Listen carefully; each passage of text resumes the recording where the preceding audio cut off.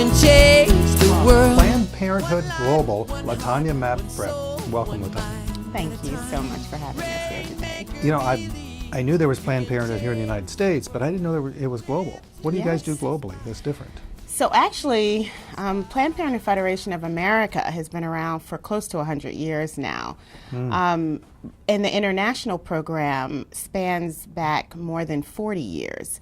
But 60 years ago, actually, Margaret Sanger, along with 7 other like-minded folks around the world, including in India, came together and decided that there needed to be opportunities to increase service delivery and advocacy work on reproductive health all over the world. So as a member of the International Planned Parenthood Federation, we started Planned Parenthood Global to actually build the capacity of local organizations in countries around the world to do the kind of work that we've been doing here. So it's not been a real stretch for Planned Parenthood to have an international program. We truly believe that health has no borders. And so what we do here and the work that we have is replicated in what we see overseas. And the benefit of having an international program, I think, for Planned Parenthood Federation of America has been that we really do leverage the work that we do here in the U.S., but we've learned so many lessons by the work that we do overseas. Well, let me ask you this. Does anyone in another country see you as the big bad American coming to save them? I doubt it. And it's been interesting coming to work for Planned Parenthood Global. I have been in the international development field for a little over 25 years now. No. Yeah. You were a child when you started, right? Of course I was. I was around 6. So, but actually, I mean, you know, having worked in many countries in Africa and some in Asia, and knowing how the, you know, sort of the West coming with its ideals and its perspectives, it's been very different with Planned Parenthood Global. I mean, let me tell you a little bit about how we work. Okay. We actually work right now in 10 countries, both in Africa and Latin America. And we do not brand any of the partners that we work with in those countries. We really do take the opportunity to help them build their capacity. And that's both from a technical perspective, meaning the medical services that they're able to provide in reproductive health, but more importantly, their organizational development and what that means. So we have offices here in the U.S., in the headquarters where I work, but we also have people on the ground in each country. And let me just give you an example. We have a great officer in Guatemala. She runs the program there. Her name is Linda Valencia. And Dr. Valencia used to head up the National Hospital. She's an OBGYN. But now what Linda does is she goes out to some of the most rural communities in Guatemala, and through the Planned Parenthood Global program, she actually provides them what we call hand-holding technical support. So she's with them. She provides training, of course, on how to do particular services. She works with midwives on increasing their capacity. But more than anything, she's there with them every day to make sure that they can meet the needs of the women in their communities.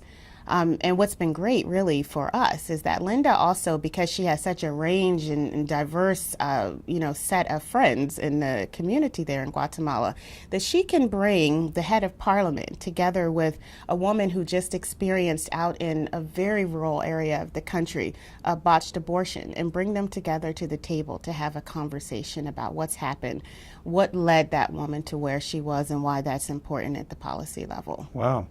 Is there a difference in working with organizations in Africa versus Latin America?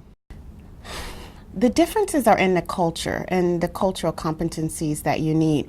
But again, like I said, for Planned Parenthood Global, we actually use staff at the national level. So for us, the differences are negligible in a sense, because it's not us from the U.S. actually going out and creating services. It really is this unique opportunity for national staff to work with national organizations to determine what they need. And let me give you an example of what I call the sort of non-traditional partners that we work with, because there are so many health organizations probably 40 years ago it wasn't, but now there are a lot of global health organizations that do this work in reproductive health. And so where we traditionally worked with health organizations and clinics on the ground, now we actually work much more with organizations that don't have health components.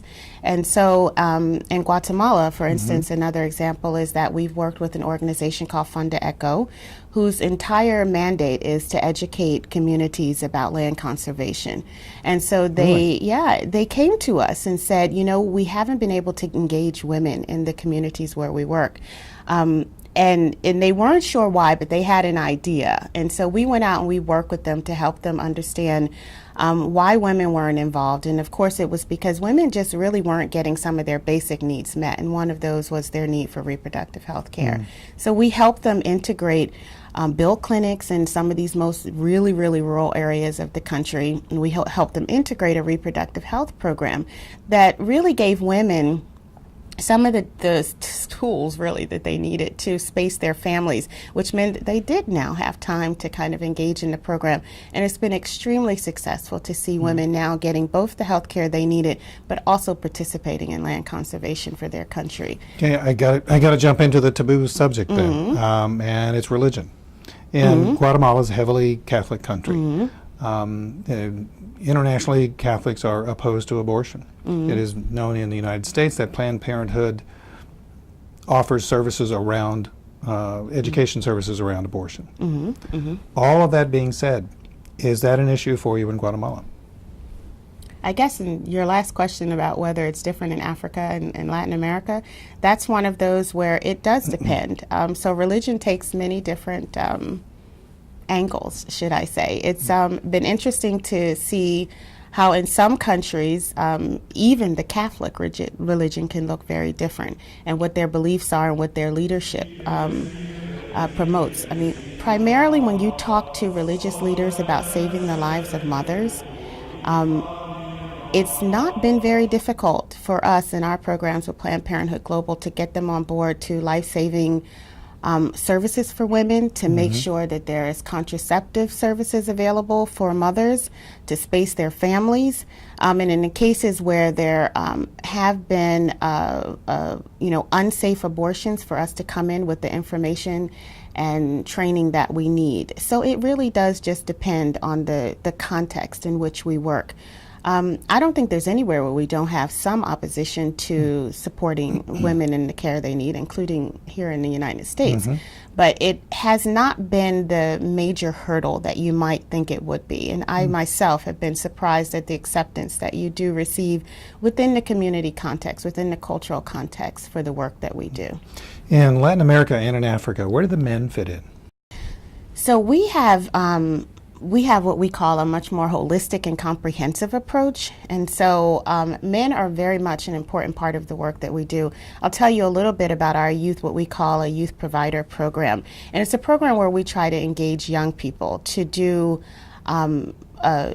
to provide services really to other young people. And so it goes beyond this peer education when you go out and give information, but where we actually train young people to provide services, to give contraceptive counseling, and then provide the condoms and the pills and the shots when they need them.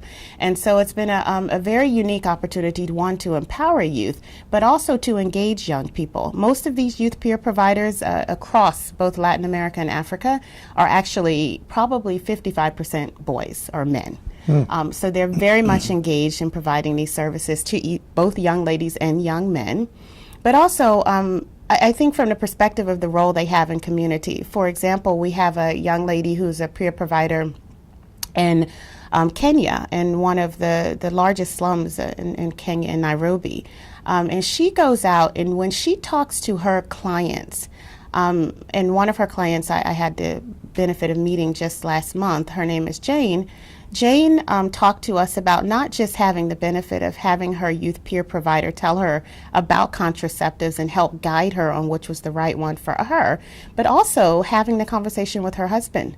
So 2 separate conversations, mind you. So she spoke with Jane about what she might need to space her children, and Jane is about 20 or 21, but also to her husband, who wasn't really much older. I think he was 26, about what it meant, and actually was able to sit down to him and explain what the contraceptive meant, to try to dispel some of the myths around contraception that we all have. And he was very much involved in making the decision with Jane on what kind of contraceptive to take, how long they'll have them, and when they will have a child. So, I mean, it's very important to have the males involved. Why are you doing this? So that's an interesting question. I started doing international development work as a lawyer right out of law school. I went to South Africa and worked with a legal NGO to help people just coming out of apartheid with the many needs that there were in South Africa. And I bet that was an interesting and probably very difficult time. actually, it was the time when apartheid was ending, so it was in the early 90s. And so I think the spirit in the country was just incredibly uplifting for me to see. So people who really, because I work mostly with people in townships in that country who really didn't have much of anything, just believed, that there was so much more coming to them, and believed in a country that would be unified. So actually, it was probably one of the best times of my life, and I thought I would be there forever.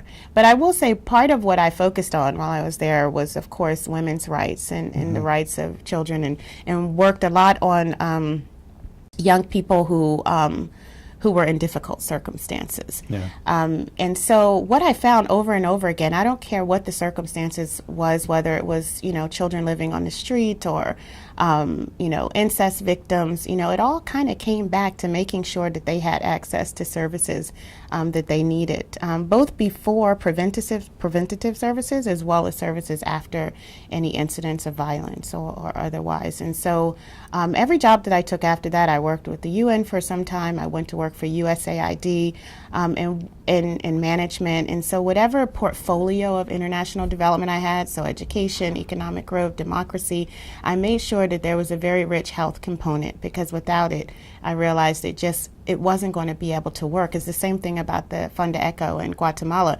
You can ask them to do conservation work, but if they can't get access to care for themselves, for their own bodies, and make decisions that they need for their families, then it's not much they're going to be able to do to help develop their countries. What's the biggest barrier to success that you think that you have at Planned Parenthood Global?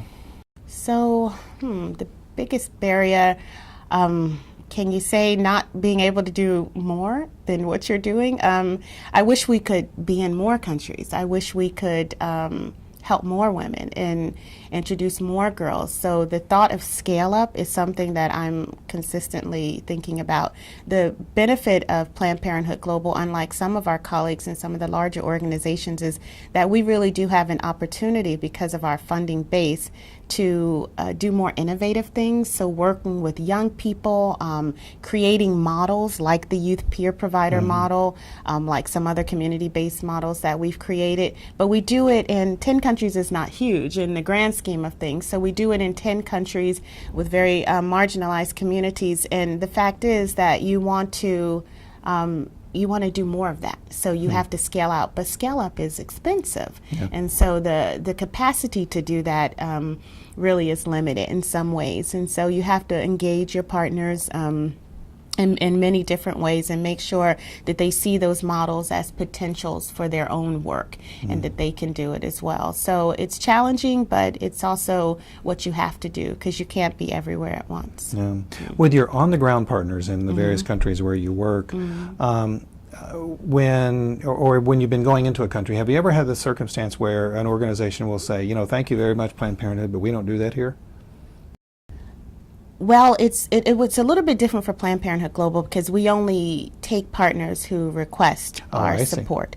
And that usually happens, again, we've been doing this for about 40 years, so the word of mouth gets around, or you'll just meet that incredible midwife who's trying to do something more than just her immediate community and needs help expanding, becoming an organization. So we don't actually, we haven't had the experience of having someone say no thank you. Of course, we have in many of our organizations, we've had experiences where a country might be very challenging to work in. I mean, we have programs right now in Sudan, and we do work in Darfur, and the environment is just not so conducive to the work anything that we do. Yeah, I mean, so that's more of a general, I think, international development issue versus that it's reproductive health. Yeah. So, what's your primary goal? If you were to have in business we say it's a 3-floor elevator pitch or a 1-floor elevator pitch. What's your primary goal at Planned Parenthood Global?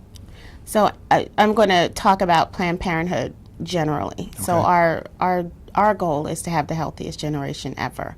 So we really do want to work with young people, make sure they have the information and access to the choices that they need to thrive, to be empowered and independent and make this world a better place. And I know that may sound a little bit cheesy, but we think it does start with their health. You know, that's perfect right here on Rainmakers, I got to tell you. That's perfect.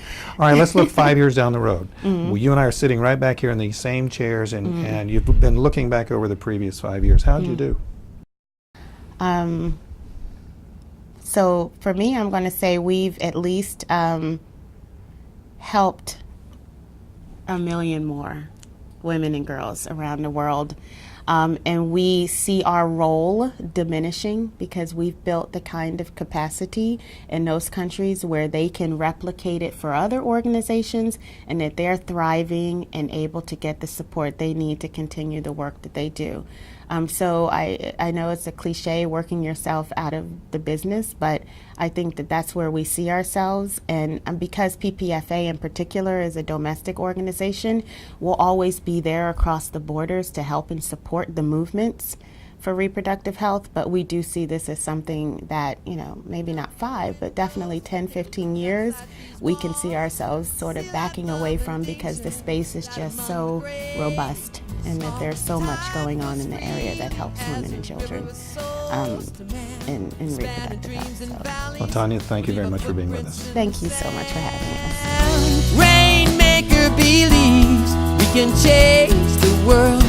One life, one heart, one soul, one mind at a time. Rainmaker believes we can change the world.